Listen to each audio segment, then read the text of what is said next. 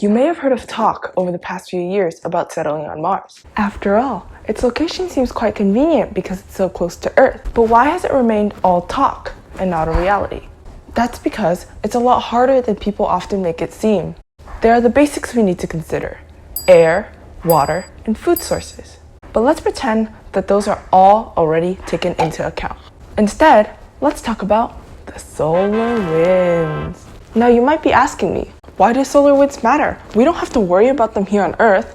Why do we have to worry about them on Mars? Just hear me out for a minute. Solar winds come from the sun. They're magnetic contortions and explosions that blast out solar particles and energy into the solar system. These solar winds would typically harm us humans, but thankfully our planet Earth has a magnetosphere coming from its magnetic field. This magnetosphere preserves the different atmospheric layers and prevents the sun's deadly radiation coming from the solar winds from entering Earth, kind of like a shield. Mars, on the other hand, lost its magnetosphere about 4.2 billion years ago. Without the magnetosphere, solar winds have stripped away most of Mars' atmosphere, and it is now the rocky red planet we know of today. Without the magnetosphere, Mars receives deadly radiation rays that give us skin cancer. If we want to live on Mars, we'd have to have really good sun protection.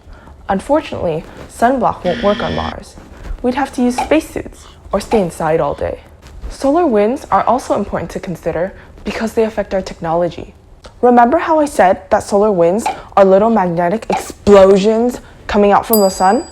Sometimes, even Earth's magnetosphere isn't enough protection for us.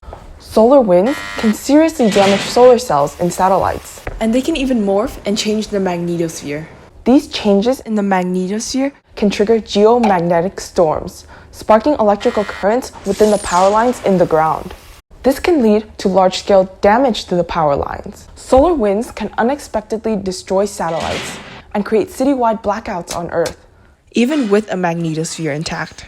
Imagine the possible more frequent damage to our technology on Mars without a magnetosphere.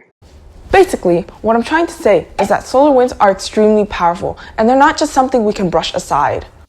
They're going to be a real challenge regarding the long-term human habitation on Mars, or on other planets, or even on Earth. It's not necessarily a bad thing, just another thing we need to consider. Who knows? Taking one step at a time, maybe we'll be able to settle on Mars within our own lifetime.